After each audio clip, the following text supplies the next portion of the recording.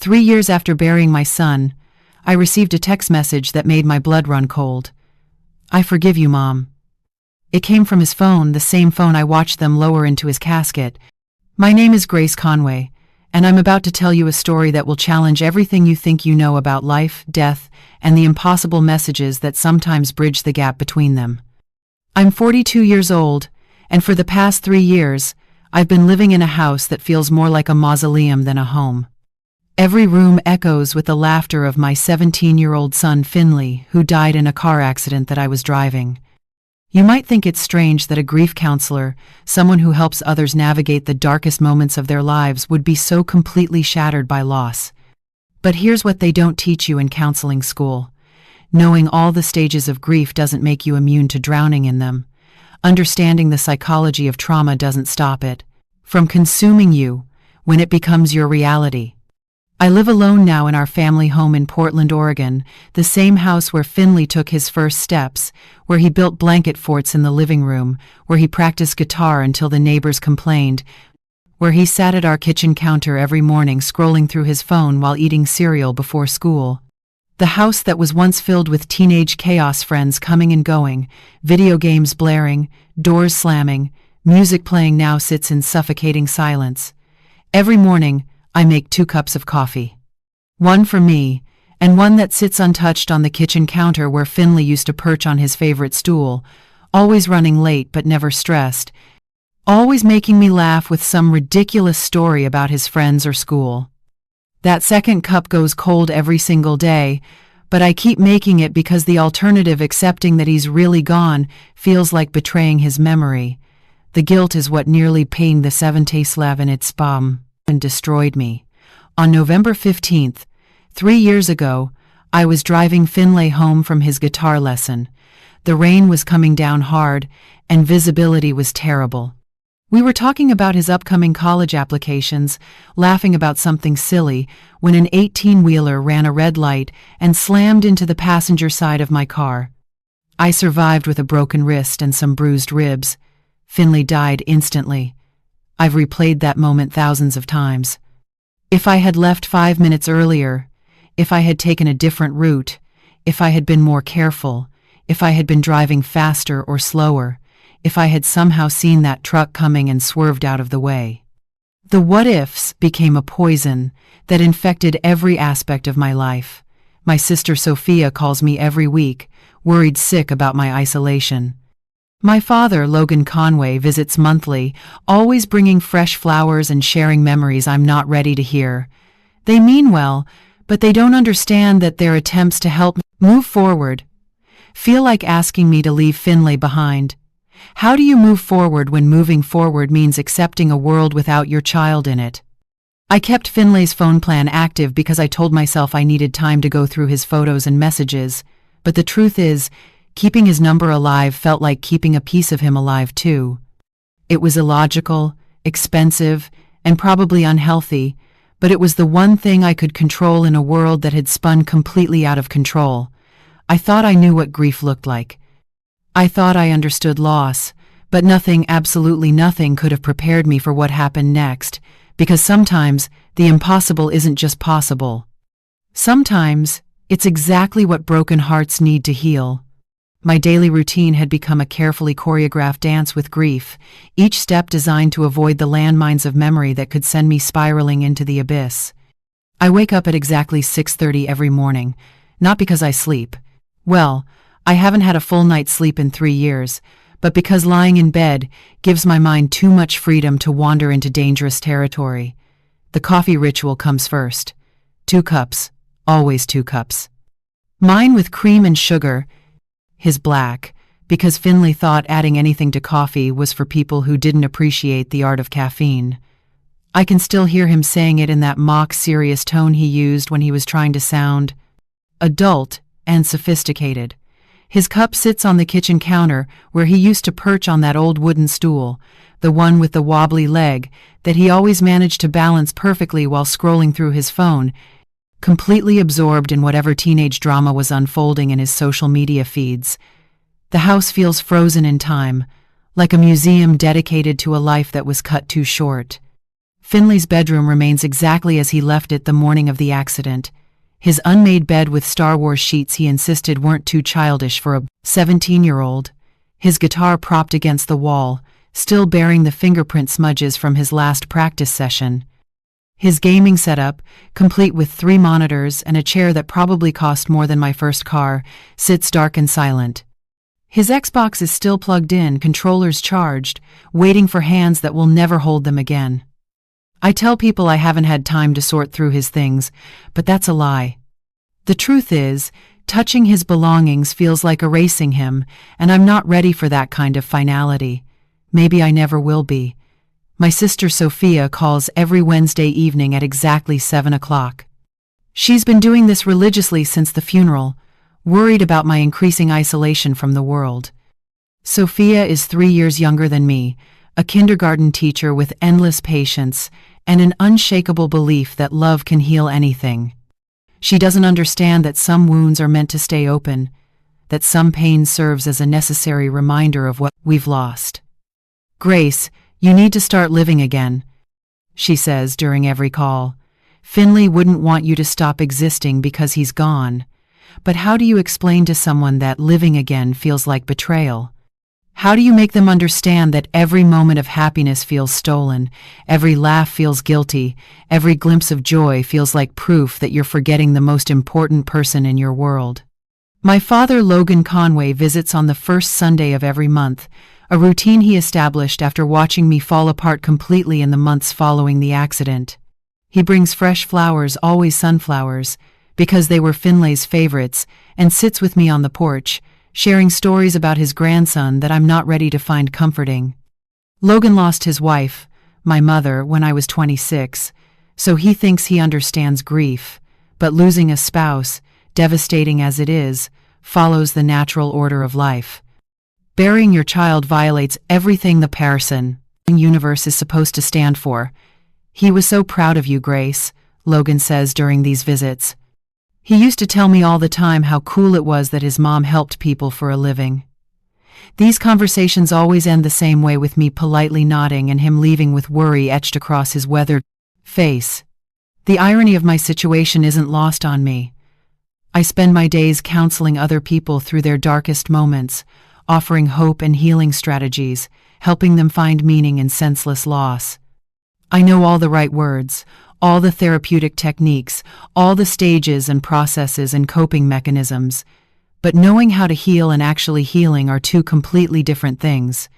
3 years of this routine, 3 years of existing instead of living, of going through motions instead of moving forward, of helping others find light while remaining lost in my own darkness. It was a Tuesday evening in late October when my world shifted again. I was sitting in the living room, surrounded by photo albums I'd finally worked up the courage to open. Pictures of Finlay at various ages smiled back at me, gap-toothed at 6, awkward with braces at 13, confident and handsome at 17. I was carefully placing photos into a memory box when my phone buzzed with a text notification. I glanced at the screen casually, expecting a message from Sophia or maybe a client confirmation. Instead, I saw a name that made my heart stop. Finlay Conway. The room started spinning. My hands began shaking so violently I nearly dropped the phone. The message was simple, just 3 words that felt like a sledgehammer to my chest. "I forgive you." I stared at the screen until my eyes burned, convinced I was hallucinating. This couldn't be happening. This was impossible. I had watched them lower Finlay's phone into his casket, insisted on it because he was never without that device, and I couldn't bear the thought of him being alone without something that connected him to the world he loved. Panic flooded my system like ice water in my veins. My mind raced through every logical explanation. Maybe the phone company had recycled his number. Maybe someone had found an old phone. Maybe this was some kind of sick prank. Maybe I was finally having the complete mental breakdown that everyone had been expecting for 3 years. With trembling fingers, I called Sophia immediately. "Someone has Finlay's number," I whispered when she answered, my voice barely audible. "They're pretending to be him." "What? Grace, what are you talking about?" "I got a text from Finlay's phone. Someone is using his number to send me messages. Sophia went quiet for a long moment. Grace, honey, what did the message say? It said, I forgive you. Sophia, someone is playing a horrible joke, and I don't know what to do. I'm coming over right now. Don't do anything until I get there. Sophia arrived 20 minutes later, finding me curled up on the couch, clutching my phone like it might disappear if I let go. She sat beside me, her teacher instincts kicking in calm, rational, problem-solving mode. Show me the message, she said gently. With shaking hands, I held out my phone. Sophia studied the screen, her brow furrowing with confusion and concern. This is definitely his number, she said slowly. But Grace, this has to be some kind of technical error or, I don't know, maybe someone hacked his old account somehow. How is that possible? The phone is buried with him. I watched them put it in the casket. We spent the next hour analyzing every possibility. Sophia called the phone company while I paced the living room like a caged animal. After being transferred 3 times and placed on hold twice, the customer service representative delivered information that defied all logic. Ma'am, according to our records, that number has been inactive for over 3 years. No one else has been assigned to use it, and we show no outgoing messages from Leixacter, that line, since November 14th, the day before the date you mentioned. That's impossible, Sophia argued. We're looking at a message that was sent today. I understand your confusion, but our system shows no activity on that line. If you received a message from that number, it didn't originate from our network. As night fell and we exhausted every rational explanation, another message arrived. This time, I watched it happen, saw the notification appear, saw Finlay's name light up my screen. Don't blame yourself anymore, Mom. I'm okay. Sophia saw it too. Her face went pale as she stared at the screen, all her logical explanations crumbling in the face of something that simply couldn't be happening. Grace, she whispered, this isn't possible. But it was happening. And deep in my broken heart, beneath the terror and confusion, something else began to stir. Hope. Against every piece of rational advice, and despite Sophia's increasingly frantic protests, I made a decision that would change everything. I was going to respond to the messages. Grace, you cannot text back to that number, Sophia said, pacing my living room like a lawyer arguing for my sanity. This is either some kind of elaborate hoax or you're having a psychological break. Either way, engaging with this is not healthy. But something deep in my gut, some maternal instinct that had kept me connected to Finlay even in death, told me this was real. My hands trembled as I typed my response. Finlay? Is this really you? How is this possible? The reply came instantly, faster than any human could have typed. Meet me where it happened. Tomorrow at sunset. I need you to understand something important. Sophia read the message over my shoulder and immediately went into crisis mode. Absolutely not. Grace, I'm calling Dad. I'm calling your doctor. This has gone too far. Don't you dare, I said, surprising myself with the firmness in my voice. Sophia, what if this is real? What if, somehow, impossibly, this is actually him? Then you're talking to a ghost through text messages, which means you need professional help. We argued for hours. Sophia threatened to take my car keys, suggested I check myself into a psychiatric facility, even offered to call in sick from work and stay with me indefinitely. She pulled out every logical argument, every piece of evidence that what was happening was impossible. Look at yourself, Grace, she pleaded. You haven't been eating, you barely sleep, you've isolated yourself from everyone who loves you. Your mind is playing tricks on you because you're grieving and exhausted and desperate for some kind of closure. But the more she talked, the more determined I became. For 3 years, I had been existing in a fog of guilt and despair, going through the motions of life without actually living. For 3 years, I had blamed myself for an accident that stole my son's future.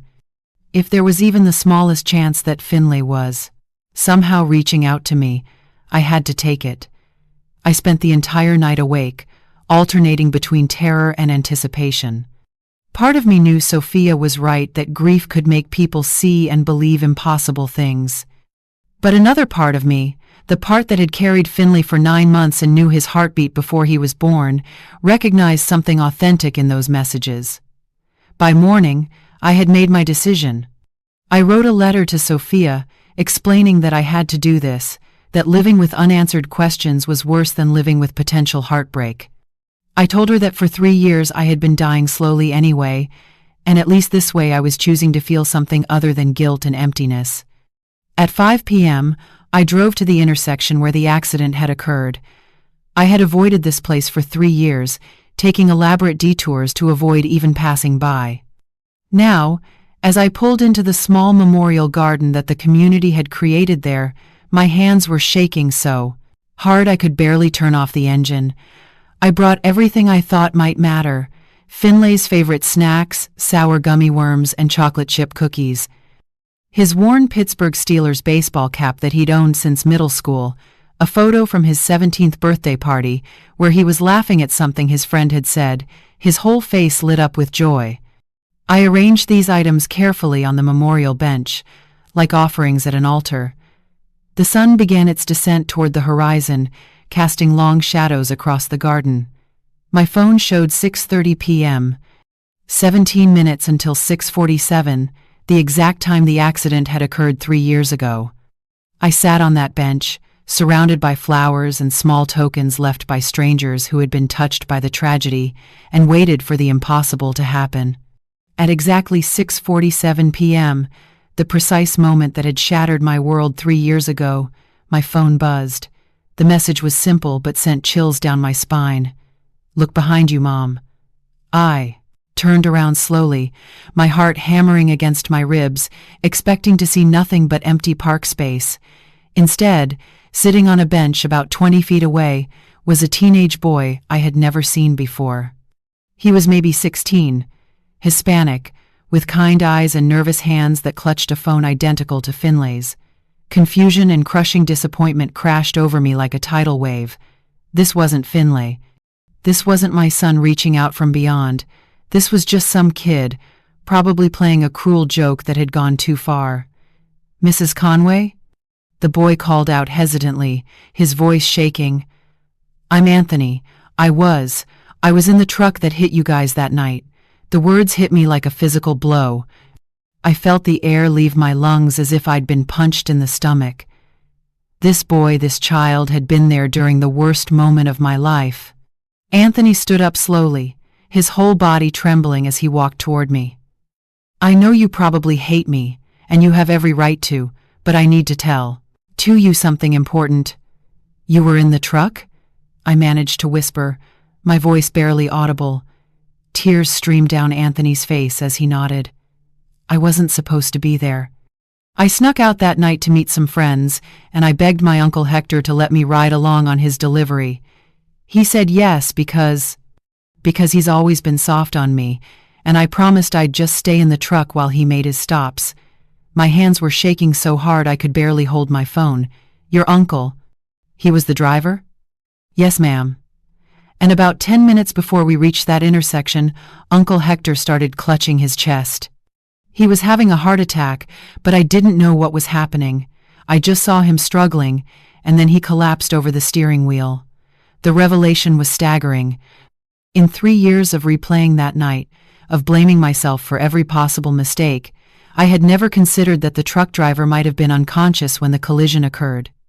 "I grabbed the wheel," Anthony continued, his voice breaking completely.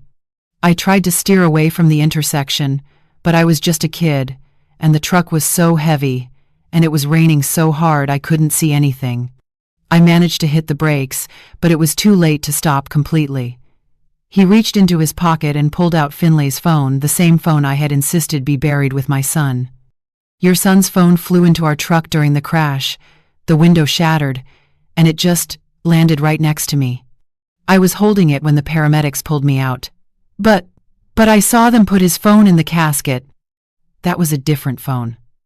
"I was too scared to tell anyone I had it because I thought you'd hate me more if you knew a kid like me was partly responsible for what happened."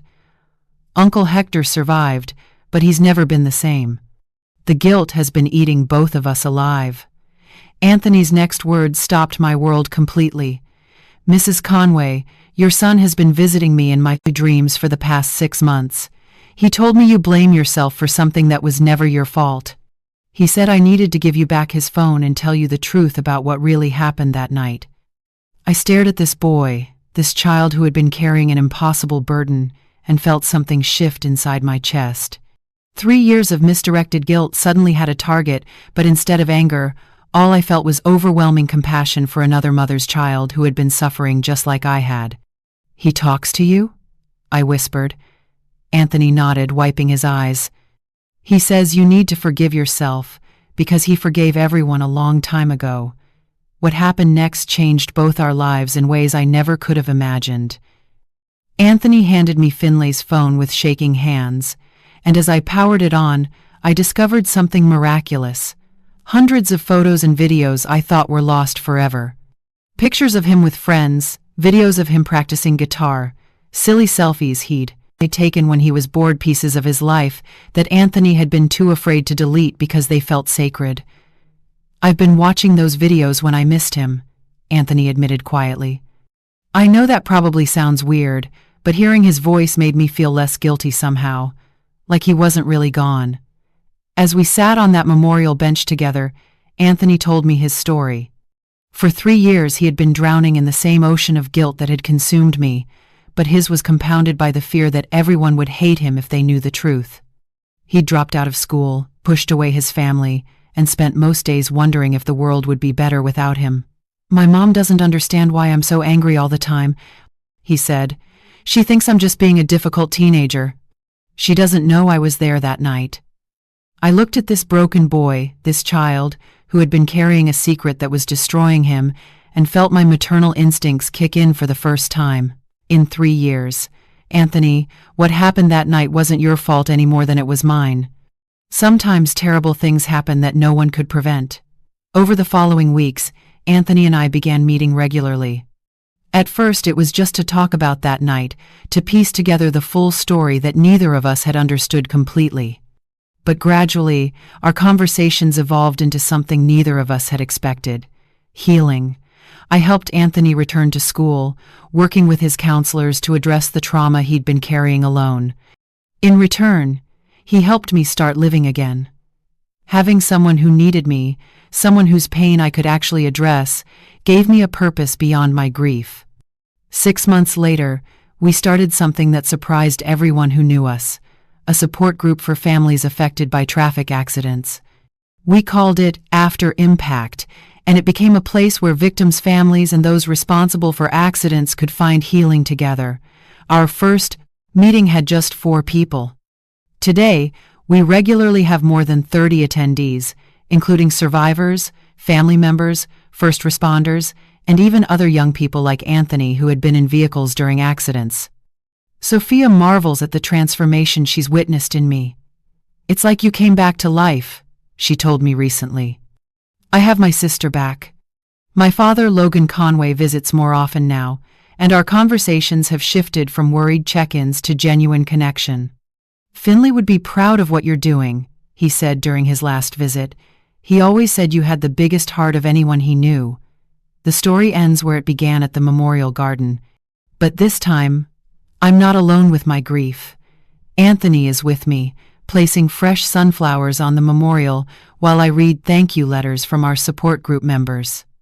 Letters from parents who found forgiveness, from drivers who learned to live with their actions, from families who discovered that healing was possible even after unthinkable loss. "You know what's funny?" I tell Anthony as we sit on our bench. "I used to think that message was impossible, that the dead can't send text messages. But I've learned that sometimes the living can carry messages for those we've lost."